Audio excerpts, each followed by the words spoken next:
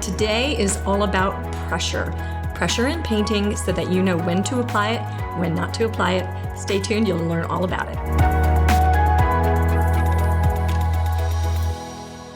Pressure with a roller. This is an intriguing lesson because I had my very good friend once bet me that could not use a roller to stencil, and you can, and I'm going to show you how. But first I'm going to show you about basing a project. So I've got my piece of palette paper. You can buy these on our website.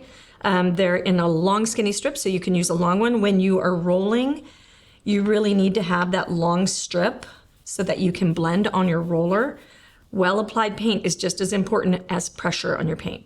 When I am rolling, I am using pressure. I am pushing the paint into my brush, my roller, okay, and I'm getting it like thoroughly in there. One of the reasons I don't like washing the rollers is because you get so much paint in there and it all comes out in just a big mess.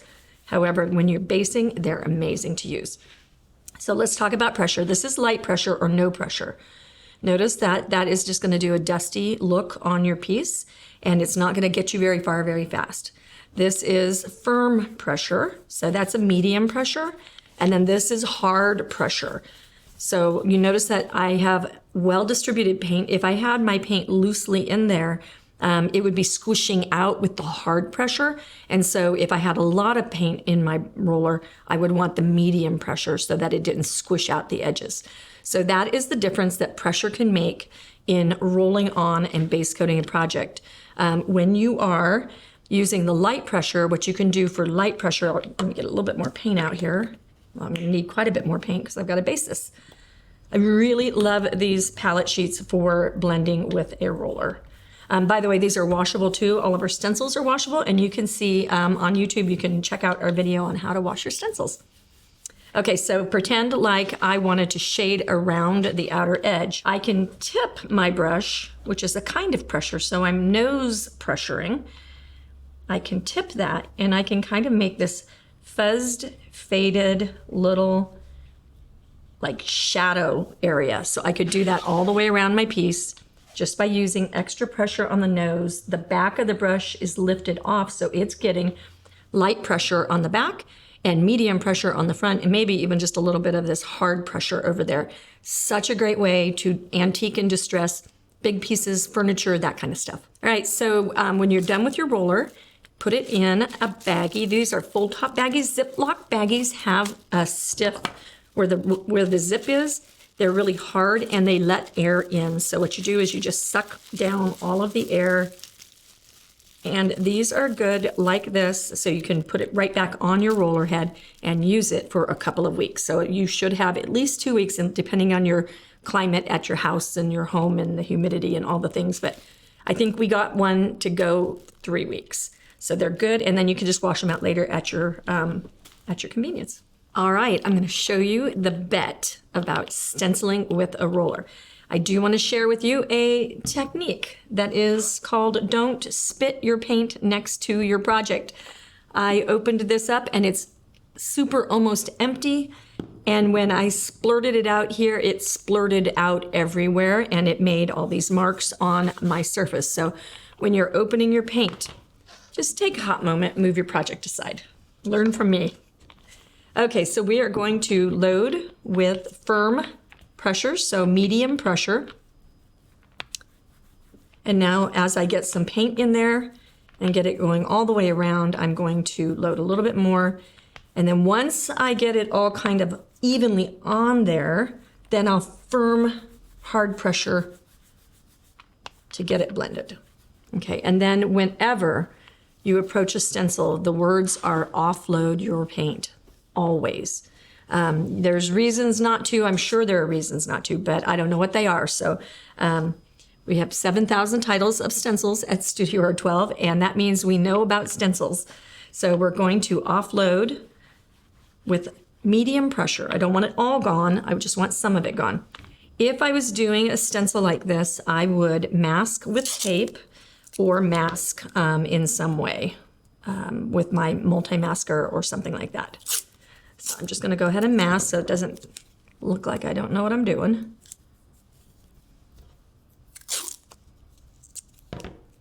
Good idea to also have taped down stencils when you're using a roller, because the roller can catch edges of things. And then also, because I am rolling, this is probably not going to be masked enough. So I'm going to go out here. Rollers can be clumsy, so that I wouldn't necessarily probably use a roller to something in the middle of a stencil. I would save that for other techniques, but I just want to show you that you can. So you're going to come out here, you're going to use medium pressure.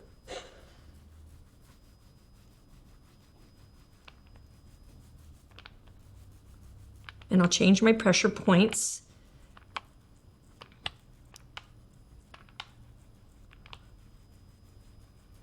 And so this is just medium pressure, and I'm going in a couple of directions because it's hard for this big fat roller applicator to get inside the little skinny holes of your stencil. So you also want to save the big applicators for your big stencil holes, fruit, circles, squares, that kind of thing. So just make sure that you are checking that out. And now let's see how we did. And ta-da! Perfectly stenciled. Okay, so that is how you can use your pressure when you are, oh, let's do one more, and I'm gonna make a mess because I don't wanna remask everything. If I reload a little bit, and then what's our word is always offload, and then offload, medium pressure. If I come over here and I use really light pressure, this is a technique that I'm doing right now. So now I've made dreamy by using my light pressure. So that is actually a skill, it's actually a technique, and I'm not being sarcastic here. It is just so important that you realize how many ways you can use these stencils and applicators. It's amazing, and it just opens up the world of possibilities. So let's save my white roller. I really like the idea of saving your rollers for when you have basic colors. Like if you paint for gifts during the holiday season, you might paint quite a few black or white things or red things or something like that, purple for, you know, different seasons, whatever. Save the roller that you use all the time, and then once you reapply paint with it, it refreshes it, and you can just keep that going and you don't have to wash out all that paint. Okay, so now we're going to jump to, and make sure you stick around to the end because I'm going to show you how to use this with the pressures to do distressing on your piece, and I'm going to share a paint tip with you too. So here we go. We're going to use our dome brush. You guys have seen us use the dome brushes all the time, and I am going to go ahead and use my triple threat. This has got a ceramic lead, and this was roller. And now we'll go here, and I don't know if this will stick down with that.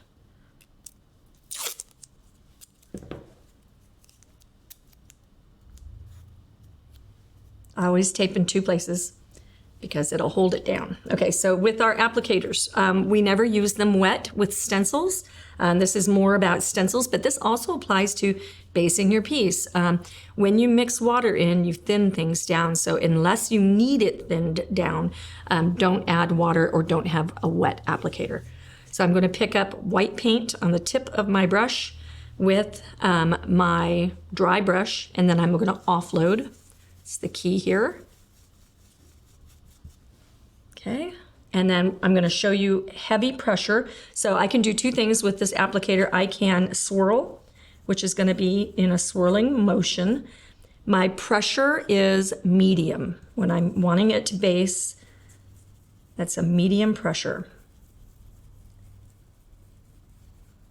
And then I'll show you here on the loud, soft pressure. So I'm barely even skimming. You can't even see any color. I need to reload. That's another technique that you can do, is how much paint you've applied to your brush is also kind of a pressure. It's kind of, we're talking more about like pressure meaning contrast. I'm contrasting soft and gentle with hard and firm, that kind of thing, and then every place in the middle. When you're applying paint to your brush, when you scoop then that's heavy pressure. When you just have a little and you wipe it off a lot, that's going to be your light contrast, if you will. So now we'll just go super light, super soft, not pushing at all. Okay, and let's see what that looks like. So see how much different that looks. And then look at the difference between the application here and here. This is dreamier because there's all these little hairs that we're just swirling on there. This is almost like when you put on, like, say, blush on your face and you use a very soft brush to move it around. It will look very faded and soft looking, and then this was just kind of applied boldly. Now I want to show you heavy with this brush. So we won't take off very much, and then I'll show you heavy with stippling, and then I'll show you light with stippling. So heavy with stippling is going to be this, and I didn't take a whole lot. I didn't offload a lot. Thankfully, this brush is made to be something that can take that pressure. So now I'm going to go soft over here. I'm not going to reload, and I'll just do it super soft. You can hear the difference.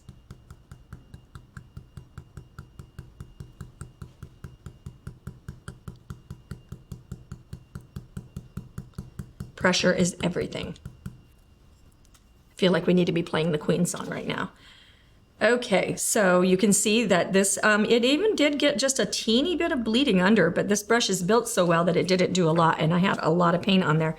But if you're in a hurry, which I also say never be in a hurry when you're painting, because that's when you'll make all the mistakes. But if you need to cover fast, be a little bit harder on. If you overload, take a hot second and do a little bit of extra wiping off, and then go onto your piece so you get no bleeding.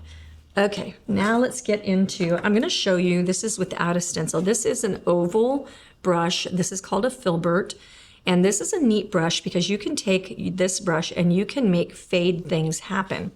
You can also make flower petals. So I'm going to show you heavy first. I'm going to pick up paint on my whole brush. These like Taklon artist brushes are the kinds of brushes you could start with it moist, and then you could add, then you could blot the water and then add your paint on there. So if I'm doing heavy, I can make a whole like little flower petal, okay? If I'm doing it light, then I can do this wonderful technique with just a little fade, and that is called dry brushing.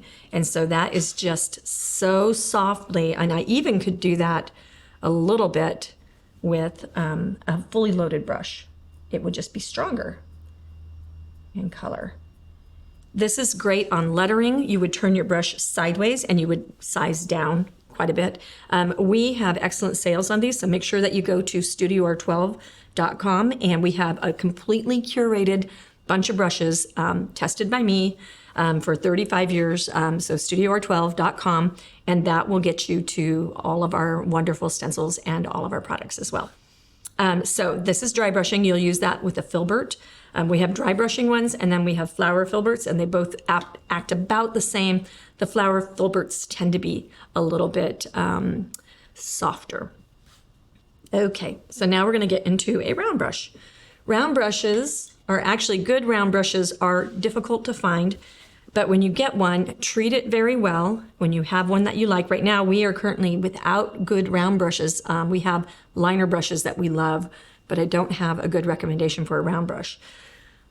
So that's too bad. Okay, so when you are using a round brush, you're going to add water to the paint, okay? And you try to keep it off of your ferrule. Ferrule is the shiny bit that holds it together. And when you do heavy, it's going to make like a line, right? And then when you do light, it's going to make a skinny line. So that's what your pressure will do for you when you're using a brush that can splay out. So the more length you have on a brush, the more it can move out of its like cut, if you will. So, but that's what happens with heavy and light on round brushes. And I hope that you're getting a lot out of this. If you are loving this content, make sure give us at least a thumbs up. That just tells Google you approved. So it's your way to vote whether or not we're giving what we say we're giving to you guys. And that gets us found. That's the hardest thing, is to get found, because there's so much content, but none as good as us. Okay, so here we go. We're gonna take our foam brush. Very important that you do it dry. If it gets wet, it gets super sloppy and you don't want that. You're gonna load on its tip. Okay, I don't have both sides. Offload, offload, offload, just a little bit. I just don't want a wad on there.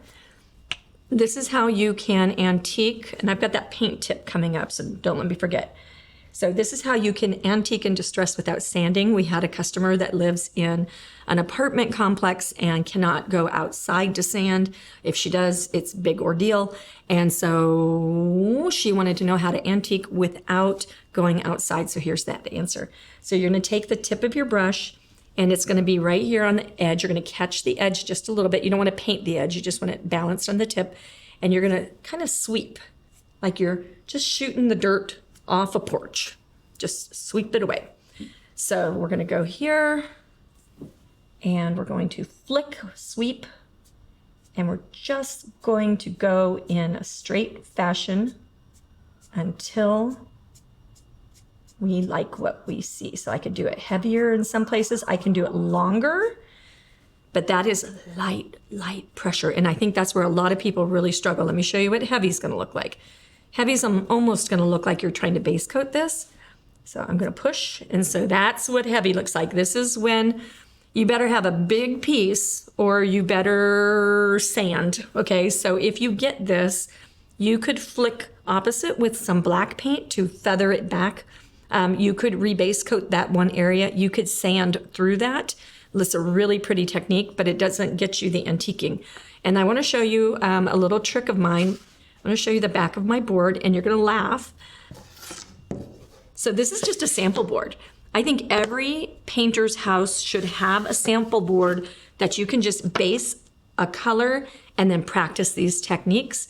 Your roller is wet, re-wet it, roll this out, practice some more, and then you have the perfect practice and you get muscle memory, and it's just a great way to make things awesome. Okay, now let's show you about contrast or pressure using color, and then that's our final tip. So make sure that you're subscribing, you're ringing that bell, and then go to StudioR12 and get signed up for our newsletter. We give so many tips away. It's amazing. Okay, color. So what we have here is we have our black or white, and we have something in the middle. If you want to be soft with your contrast in your colors, so it's not a pressure thing, it is a contrast thing, but you can go into a color that's closer to your background color is going to feel like light pressure. So sometimes you can fake light pressure if you're heavy-handed by changing your color. So maybe white, I can't fake the gray of my white if I'm heavy-handed, but I could switch to a different color. So let's see what that looks like.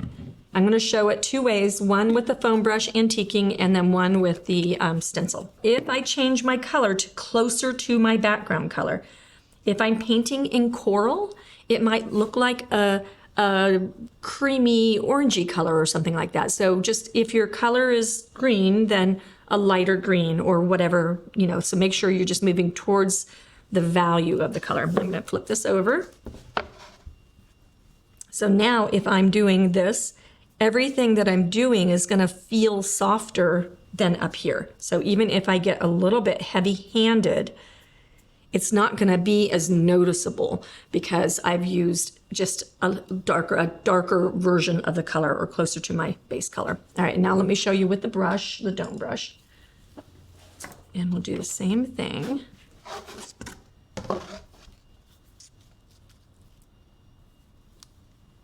Dry brush, offload, always offload. Okay, and then when we go here, and maybe I'm gonna be like heavy-handed. So this is me, medium pressure.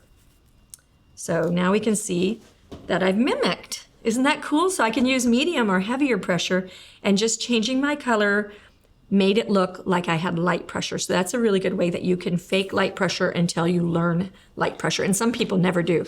I'm a heavy-handed painter myself. I've had to learn how to back off the pressure. I hope that you guys have loved this content, and we will see you in the next video.